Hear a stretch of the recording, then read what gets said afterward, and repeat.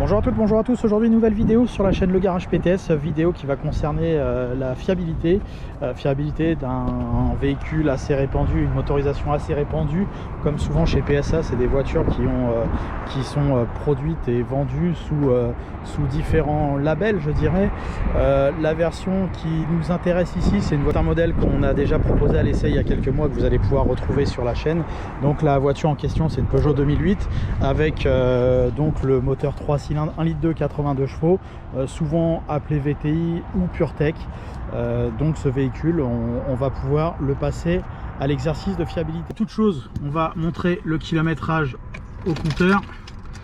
85, voilà, j'ai été dessus en plus, voilà, 85 000 km. La voiture est de 2013, ça fait partie des premières 3008, des premières 2008 qui sont sorties sur le marché. On peut voir une consommation moyenne sur 4600 km de 8,5 litres et sur un parcours fait à vitesse restreinte entre guillemets, on était à 5,9 litres au 100.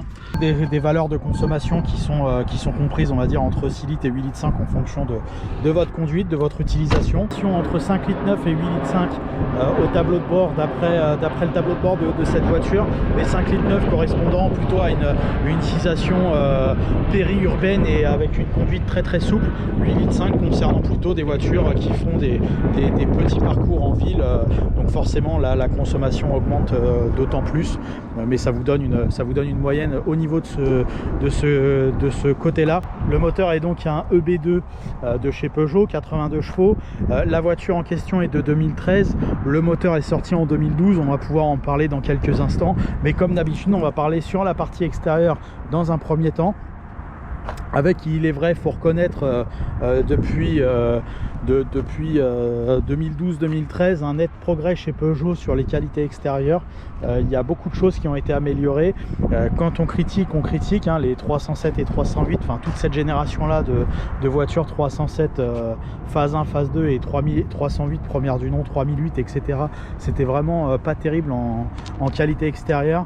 Là c'est bien mieux, les qualités de peinture ont largement augmenté. Alors on est sur des voitures, attention, qui ont 9-10 ans aujourd'hui pour les premières comme celle-ci. Peut-être qu'on réavisera le jugement, mais en tout cas sur 9-10 ans la teinte n'a pas perdu. Globalement les voitures elles perdent pas en qualité, donc c'est déjà un bon point de ce côté là. On n'est pas loin de Charles de Gaulle, donc les avions passent malheureusement, on peut le voir, il est là, il est au dessus de notre tête et Charles de Gaulle c'est là-bas pour les amateurs d'aviation.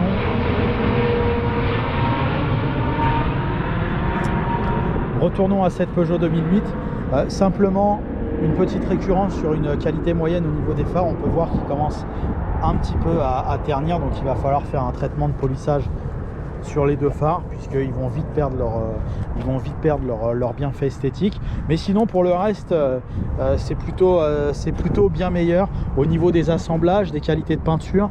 Les alignements de carrosserie et dans l'ensemble sont plutôt pas mal. Bon, bien sûr il y a encore des jours comme ça, mais on est sur des voitures qui sont pas très élevées en termes de tarifs en neuf, hein, surtout sur ces versions assez basiques avec les petits moteurs. Donc globalement un progrès assez net sur les aspects extérieurs. Après évidemment les barres de toit ça fait un peu factice, mais bon ça c'est lié au prix de la voiture, hein. Je peux pas non plus demander la lune de ce côté là. Les coques de rétro en chromé pareil, ça part pas, donc l'ensemble est plutôt satisfaisant sur les qualités extérieures. Donc de bons progrès ont été faits de ce côté là. C'est plutôt pas mal. Les phares qui ternissent un peu, bon c'est pas non plus très grave. Et on peut voir également, et ça c'est pareil, hein, il y a de nombreuses marques qui sont sujettes à ce type de problème et ça peut se régler relativement facilement avec différents produits. Mais les bandeaux de pare-choc ont tendance un peu à ternir, mais franchement rien de rédhibitoire. Et sur ce 2008 en plus on dispose de quelques baguettes pour les protections en ville qui permettent de garder une certaine tenue à la voiture. Donc un ensemble plutôt satisfaisant. Simplement, je l'avais déjà dit et remarqué sur d'autres modèles de la gamme Peugeot, les peintures sur les jantes ont également tendance un peu à partir vite. en tout cas plus rapidement que sur la concurrence, donc c'est bien sympa d'avoir des peintures Biton machin sur les jantes, mais la qualité est quand même plutôt décevante de ce côté là. Encore une fois, c'est pas rédhibitoire et c'est tellement mieux que ce qu'il y avait il y a encore quelques années. Vous voyez, le centre de roue là par exemple, il cloque très très vite. Ça c'est pas tellement normal. Alors, il y a d'autres marques qui ont ce problème là, hein, notamment chez les japonais, mais j'avais déjà remarqué ça sur de nombreuses 308, 2008, 3008, même des modèles plus récents. Donc ça c'est des choses qu'il va falloir régler chez Peugeot. Pour la partie châssis de ces voitures, un problème aussi assez récurrent, j'ai vu ça de nombreuses fois, les amortisseurs ont tendance à lâcher assez vite sur cette voiture. Là on en est déjà à une première paire. Alors 80 000 km, normalement c'est censé être une pièce d'usure qui doit se remplacer aux alentours de 80 000 km. Là les amortisseurs de celle-ci sont neufs, 85 000 km, mais des fois on a une usure prématurée à 30, 40, 50 000 km d'amortisseurs, même avec une conduite tout à fait normale. C'est un point à vérifier si la voiture claque, c'est souvent les amortisseurs, ça peut parfois être les ressorts. Il y avait déjà eu ce problème là chez PSA il y a quelques années avec les premières générations de berlingots, les premières générations de C3, les ressorts avaient tendance à casser. Donc il fallait les changer prématurément. Là c'est plutôt les ressorts, mais c'est plutôt les amortisseurs pardon, mais j'ai déjà vu les ressorts aussi de manière assez régulière. Donc sur des voitures comme ça qui n'ont pas encore beaucoup d'années et beaucoup de kilomètres, faut faire attention à ce point là. Ça peut être un poste de dépense assez important, même si encore une fois logiquement l'entretien des voitures amènerait à avoir un remplacement des amortisseurs autour de 80 000 km. Faut pas se leurrer, 9 personnes sur 10 ne le fait pas, même avec des contrats d'entretien etc. Tant que les voitures elles passent au CT avec les amortisseurs, les gens ne les changent pas. Bah là sur le 2008 il y a quand même une récurrence à devoir les changer, donc point à contrôler. Sinon pour le reste, pas de vieillissement particulier. Les pneus ont une bonne tenue dans le temps, les freins aussi, les autres rotules c'est plutôt pas mal. Et sur le 2008 j'ai pas noté de problème de train arrière, contrairement à la 308 de génération 2015 où là il y avait pas mal de trucs. En tout cas j'ai jamais entendu parler de problème de train arrière sur 2008, donc c'est plutôt un axe de progrès. Également les pots d'échappement ont bien progressé, si ce n'est les problèmes de catalyseur sur les 82 chevaux VTI. Les problèmes de catalyseur sont assez récurrents, soit catalyseur, soit les sondes, il y a soit des mauvaises informations, soit les catalyseurs alors, je sais pas la réponse exacte, mais je sais, en tout cas ça vous met un voyant au tableau de bord plus une anti-pollution à contrôler, et du coup le catalyseur est très souvent en cause, donc ça fait une facture qui peut monter très rapidement au garage, surtout si vous changez catalyseur plus la sonde.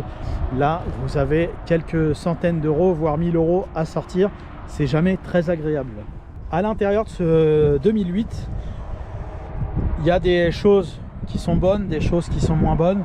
Globalement la qualité a progressé, mais on est malgré tout sur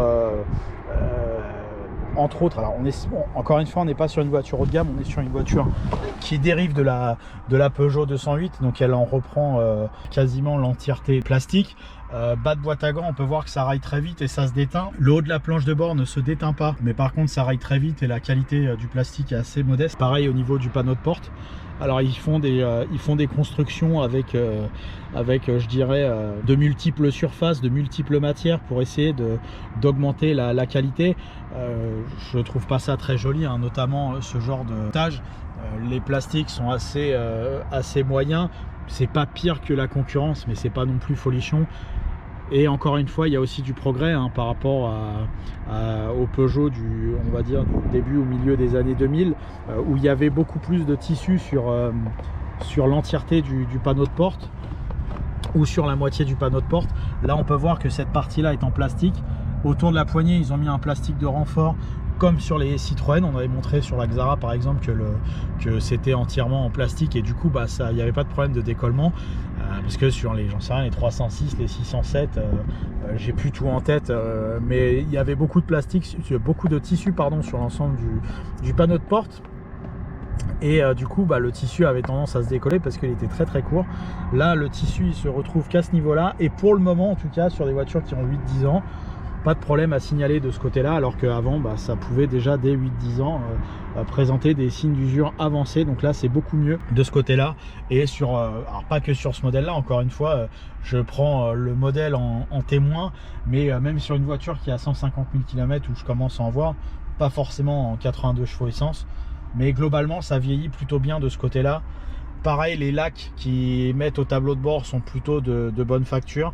L'espèce d'alu sur le pommeau de vitesse, comme d'habitude, il a tendance à s'éclater. Ça, je le vois très régulièrement. Sur le pommeau, sur le soufflet, ça s'use assez vite. Pareil sur le volant. Le cuir, encore une fois, il y a un progrès qui a été fait par rapport à ce qui se faisait sur les 307 ou les 207 avec les cuirs qui se décollaient complètement. Là, j'en ai pas encore vu sur 2008, donc c'est bon signe à mon avis de progrès. Le bandeau central de tableau de bord est moussé, donc c'est bien, c'est aussi un progrès de ce côté là, donc c'est plutôt pas mal. Ensuite, la partie électronique, on a quelques bugs de la tablette centrale, surtout celle équipée de la navigation GPS. Celle-ci ne l'a pas, c'est juste un écran central avec les fonctions qui sont centralisées, je dirais.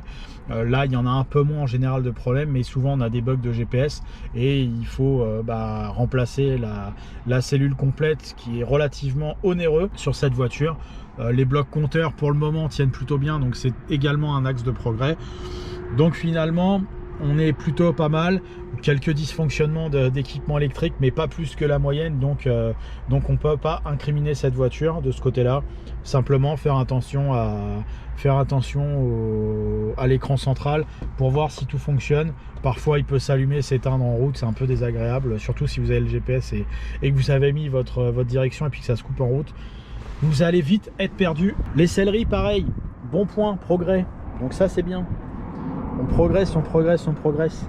Sur l'ensemble des selleries, les mousses, elles sont plutôt pas mal. Là, on peut voir que le siège, à part un tout petit pli, mais on chipote pas, il n'y a pas de problème. Là, c'est nickel sur une voiture qui a quasiment 10 ans. Encore une fois, ça n'a pas bougé.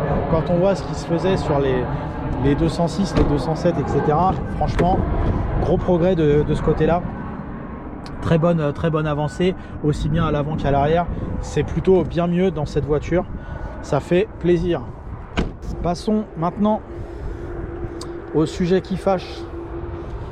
Le moteur de ce 2008, un magnifique Vettel 82 chevaux avec un agrément de moteur de 80 chevaux qui malheureusement bénéficie d'une fiabilité somme toute ridicule, je dirais, avec différentes sources de problématiques. En premier lieu, donc tout à l'heure je parlais du pot d'échappement. Donc là c'est la pièce qui est devant vous, qui est ici. Donc c'est une pièce, si vous débrouillez bien sur eBay, ça vaut 300 €. Si vous vous débrouillez mal et que vous, enfin entre guillemets mal, c'est-à-dire que vous n'êtes pas bricoleur, va falloir changer cette sonde et ce pot d'échappement qui va vous coûter un peu plus cher puisqu'il faut additionner la main d'œuvre et puis la marge sur la pièce, donc forcément ça peut aller jusqu'à 1000 € pour le remplacement de celui-ci. Mais en plus de ça, on va avoir d'autres problèmes. On peut avoir des problèmes de bougies qui fondent dans le cylindre. Donc qu'est-ce que ça fait? Ça vous casse le moteur. On a les problèmes de courroie de distribution qui s'effilochent et qui bouchent la pompe à huile. Je vais y arriver. Gros problème à ce niveau-là de fiabilité, évidemment. Donc ça oblige à avoir une récurrence au niveau des contrôles, à l'anticiper. Je rappelle que quand Peugeot a sorti ce moteur-là il y a une dizaine d'années, il demandait une préconisation de remplacement de courroie à 10 ans ou 180 000 km. Aujourd'hui, on est ramené à 6 ans, 100 000. Et malgré ça, il y a quand même des problèmes. Là, un autre modèle, on est sur un remplacement à 84 000 km. Alors, je ne sais pas ce qui s'est passé avec cette voiture, mais en tout cas, à 84 000 km compteur, on a eu droit au remplacement de la distrib. Est-ce qu'elle a eu la crépine bouchée? Est-ce qu'elle a eu autre chose? Ça, j'ai pas l'information, mais en tout cas, ça a été changé de manière très anticipée. Donc c'est plutôt décevant, et en sachant que le problème n'a pas été réglé, faut pas se leurrer, même sur les versions un peu plus récentes, et malgré ce qu'on vous dit, les améliorations pour le moment n'y sont pas sur ce moteur là, et simplement il va falloir faire contrôler par votre garage la courroie de distribution pour voir si la courroie ne s'effiloche pas et va boucher votre moteur. Si votre voyant moteur s'est déjà allumé et que c'est signe de courroie de distribution, normalement c'est déjà trop tard, votre moteur est foutu. Il y a peu de chances de pouvoir le sauver de manière réaliste. Ce qui est très embêtant aussi, c'est qu'on est aujourd'hui sur des voitures qui ont pour la plupart entre 50 et 120 000 km, et ces voitures là ont déjà subi des avaries. Ce qui va poser problème encore plus, c'est quand vous allez avoir des voitures qui vont avoir je dirais 20 ans et 80 000 km, donc qui auront pu rouler, puisque ça reste des petites voitures de ville qui peuvent faire des petits kilométrages annuels. Et quand vous allez tomber sur des kilométrages comme ça, forcément là, avec le temps ça va se désagréger, et puis on vous dirait ah oui mais la voiture elle est vieille donc le moteur est mort. Mais c'est pas normal, et du coup ça va s'empirer d'année en année. Donc déjà s'il y a des problèmes de courroie à 30, 40, 50 000 km avec des voitures neuves ou quasiment neuves, imaginons la problématique. Vous pouvez imaginer facilement la problématique du fait qu'au bout de 20 ans la courroie va baigner dans l'huile plusieurs fois. Même si vous changez la courroie 2 fois, 3 fois, 4 fois, elle va toujours baigner dans l'huile, elle va toujours s'effilocher et elle va toujours boucher votre moteur, et plus ça va, plus il va se boucher et plus ça va être problématique. C'est comme ça.